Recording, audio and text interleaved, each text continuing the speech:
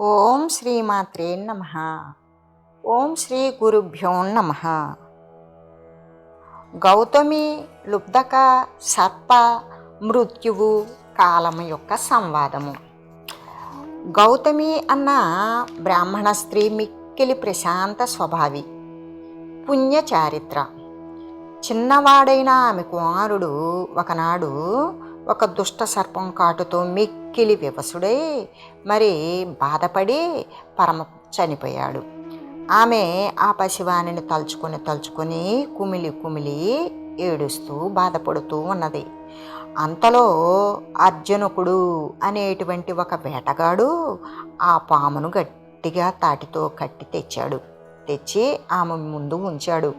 దుస్సహమైనటువంటి కోపావేశంతో రాజుకొని, సాధ్వీమణి, నీ కుమారుని ప్రాణాలు అపహరించిన దీని తల ఇప్పుడే ఈ దుడ్డుకర్రతో చితకబొడిచి వేయగలను, లేకపోయినట్లయితే కరవాలంతో ఖండాలుగా వెదలించి వేస్తాను. సత్వరమే నీ కోరిక ఏమిటో ఆనతీయవలసింది అని వేడుకున్నాడు కిరాతుడు. ఆ బ్రాహ్మణి ఆ పలుకులు ఆలకించి, అన్న, దాని జోలి మనకేలా, దూరంగా తీసుకొని పోయి విడిచివేయవలసినదే అని బ్రతిమాలుకొన్నది. అయినా ఆ కిరాతుడు ఒకంచుకైనా కూడా శాంతించలేదు. అమ్మా, నీ పిల్లవాని ప్రాణం పొట్టబెట్టుకున్న దీనిని వలదన్నంతలో నేను విడిచివేయగలను అనుకుంటున్నావా? ఇదిగో ఇప్పుడే దీనిని వధించి వేస్తాను అని గొంతెత్తి హుంకరించాడు. గౌతమి అది విని తిరిగి గదభరితమైనటువంటి స్వరంతో, నాయన, విధివశం వల్ల వచ్చిన కీడు మాటికి అదే పనిగా తలపోసి అధములు దుర్భర దుఃఖభారంతో తూలిపోయి సంసార సాగరంలో మునుగుతూ ఉన్నారు. కానీ ఉత్తములిక దాని మాటే తలపెట్టరు. ప్రశాంత హృదయులై శోకభార విహీనులై సుఖిస్తూ ఉంటారు. అంతేగాక దీనిని సంహరించినంత మాత్రాన చనిపోయిన నా కుమారుడు తిరిగి జీవించగలుగుతాడా? కాబట్టి ఓ కిరాతక, మారు మాట్లాడక వెనువెంటనే దీనిని విడిచివేయుము అని ఆదేశించింది. అర్జునకుడు ఏమన్నాడు? ఆ బ్రాహ్మణి చెప్పిన మాటలు విన్నాడు. కలకల నవ్వాడు. తల్లి, ఈ బేల పలుకుల వల్ల ప్రయోజనమేమున్నది? ఏది ఏమైనా దీనిని నేను చంపకమానను అని తిరిగి ఎలుగెత్తి గర్జించాడు. గౌతమి అది విని, నాయన, కిరాతుడన్న నీ నామధేయానికి, అంటే అర్జునకుడన్న నీ నామధేయానికి ఒకంత సార్థకత చేకూరవలెనా లేదా?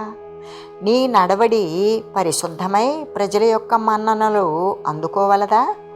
మహీశ్వరుల యొక్క ప్రశాంత మార్గం శేషించిన 1000 వర్ణాల వారు అందరూ అనుసరిస్తూ ఉన్నారు కదా. నీ వంటి కృపాశాలి అట్టి పద్ధతి అనుసరించాలి కదా. అయ్యో, నా వంటి ప్రశాంత స్వభావ సాన్నిధ్యంలో ఇట్టి దారుణ క్రూరత తగున? ఈ భీకర హింస నేను అనుమతించలేను అని తిరిగి మళ్ళీ మందలించింది. అయినా ఆ బోయ ఒకంచుకైనా సంచలించలేదు. లోకబాధకములైన సర్పాలను చంపినందువల్ల పాపం ఏమి ఉన్నది అని ప్రశ్నించాడు. అది విని, చేజిక్కిన పగవానినైనా ఆర్యజనుడు వధించరే, ఆ పాము యొక్క ప్రాణం తీయవచ్చా అని ఆ బ్రాహ్మణి గౌతమి తిరిగి మళ్ళీ అదలించింది. అయినా సరే కిరాతుడు తన ఆ ప్రార్థన అలక్ష్యం చేసి సర్పాల సంహారంతో జన సంరక్షణం సముచితమే కదా. వృత్రాసురుని సంహరించిన దేవేంద్రుడు అమరులను ఆదుకొని సంరక్షించలేదా? ముక్కంటి మహోగ్రుడై చెలరేగి యజ్ఞం రూపుమాపలేదా? ధర్మార్థమైన హింసలో తప్పేమున్నది? కాబట్టి కాదు అనక ఈ సర్పాన్ని సంహరించడానికి అనుమతించాలి అని తిరిగి మళ్ళీ వేడుకున్నాడు కిరాతుడు. అయినా పరమకృపామూర్తి అయిన ఆ బ్రాహ్మణి దానికి అంగీకరించలేదు. అంతలోనే ఆ సర్పం బోయ వైపు తిరిగి, ఓయి, దీనిలో నేను చేసిన తప్పిదమేమున్నది? కొంచెమైనా న్యాయం ఆలోచించక ప్రసంగిస్తూ ఉన్నావు నీవు. ఆ మృత్యుదేవత ఆదేశించినందువలనే కాటుతో నేను ఈ పసివాని ప్రాణాలు అపహరించాను అంతేగాని నాకు ఇతని ఎడల రోషద్వేషాలు ఏమాత్రమూ లేవు అని వక్కాణించింది. బోయేవాడు అది విని కన్నులు ఎర్రజేసి, ఆ మృత్యుదేవత చేతిలో అమరిన సాధనమైనందువలనే నిన్ను ఖండఖండాలుగా విదలించి వేయవలసి ఉన్నది అని గర్జించాడు. పాము అది విని కుమ్మరికోలతో సారి తిప్పినట్లు, ఆ మృత్యువు ప్రేరేపించినందువల్లనే కదా నేను ఇటు కృత్యం నిర్వర్తించాను, మరి దీనిలో నా కర్తృత్వం ఏమున్నది అని బదులు పలికింది. ఆ కిరాతుడు అది విని, యోద్ధ బాణం ప్రయోగించినప్పుడు దీని తప్పిదమేమీ లేదని ఖండించకుండా ఉపేక్షించే వెర్రులు ఎవరైనా ఉన్నారా? ఒకరు ప్రేరేపించినంతలోనే పసిబాలకుని ప్రాణాలు అపహరించవలసినదేనా? నిన్ను ఇంకా తుత్తునేలుగా ఖండించినా రవంతైనా పాపం లేదు. అంతేగాక వివేచన గల మృత్యు సాధనమైనావు కదా నీవు. కాబట్టి నీ వంటి పాపజాతిని అవశ్యం నిర్మూలించి తీరాల్సిందే అని తిరిగి గొంతెత్తి గర్జించాడు. పాము అది విని, ఋత్విక్కులు అధర్వకర్తలై హోమాలు ఆచరిస్తూ ఉన్నారు. యజమానునికి వారందరూ వివేకం గల ఉపకరణాలే కదా, మరి వారికి ఎవ్వరికైనా యజ్ఞఫలితం లభిస్తున్నదా అని ప్రశ్నించింది. అంతలోనే మృత్యువు అచ్చటికి వచ్చింది. వచ్చి సర్పం వైపు చూచి, భుజంగమా, నిన్ను నేను ప్రేరేపించినట్టే కాలపురుషుడు నన్ను ప్రేరేపించాడు కనుక ఈ చిన్నవాని మృతికి నీవు కానీ నేను కానీ కారణభూతులము కానే కాము. సూర్యుడు, చంద్రుడు, అగ్ని, పంచభూతాలు ఆదిగా గల పదార్థాలన్నీ కూడా కాలపురుషుని అరిచేతిలోనివి అన్నప్పుడు ఇక మిగిలిన వాని మాట వేరుగా చెప్పాలా? మరి నన్ను అన్యాయంగా నిందిస్తున్నావు అని ప్రశ్నించాడు. భుజంగము అంటే పాము అది విని, కాలపురుష, నేను నీ గుణదోషాలు ఎన్నుతున్నాను అని అనుకుంటున్నావేమో. లేదు, నన్ను ప్రేరేపించిన విషయమే విస్పష్టంగా చెప్తున్నాను. నాపై గల దోషం తొలగించుకోవాలి కదా. అంతేకాదు, కాలపురుషుని తప్పొప్పులతోనైనా నాకు ఏమాత్రమూ సంబంధం లేదు. అంతేగాక పరుల గుణదోషాల జోలి నాకెందుకు అని కేవల తటస్థ దృష్టిని వెల్లడించింది.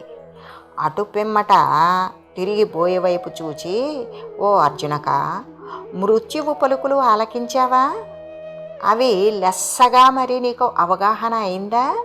అన్యాయంగా నా మీద నింద మోపావే, మరి ఇప్పుడేమైంది అని ప్రశ్నించింది సర్పం. కిరాతుడు అది విని అల్లన నవ్వి, నీవు మృత్యువు మహాపాపాత్ములు. ఇతరులపై నింద మోపినంత మాత్రాన మీ దోషం పోగలదనుకుంటున్నారా? ఈ వట్టి పలుకులతోనే నేను అలజడిపడి పారిపోగలను అనుకున్నావా అని గొంతెత్తి అధిక్షేపణ చేశాడు. ఆ సర్పము మృత్యువు ఆ పలుకులు ఆలకించి, సదాకాల పురుషాధీనులమై మసలుకుంటున్న మమ్ములను ఒకించుకైనా సరే పాపం చుట్టుకోగలదా అని ప్రశ్నించింది. అంతలోనే కాలపురుషుడు అచ్చటికి వచ్చాడు. వచ్చి బోయేవైపు అవలోకించి హెచ్చరించాడు. ఓయి సర్పం కానీ మృత్యువు కానీ నేను కానీ ఈ పసివాని మృతికి కారణభూతులము కానే కాము. చేతులా చేసిన కర్మమే ఇతనికి ఇట్టి దారుణమైన మృతిని కలిగించింది. కర్మమే జనన మరణాలకు మూల కారణము. ఆయా సముచితమైన సమయాలలో అదే సుఖాలను దుఃఖాలను కూడా అనుగ్రహిస్తూ ఉంటుంది. ఎంతెంతటి వారికైనా సరే చేసిన సుకృతము దుష్కృతము కృత్యాల యొక్క ఫలితం స్వీకరించక తప్పదు కదా.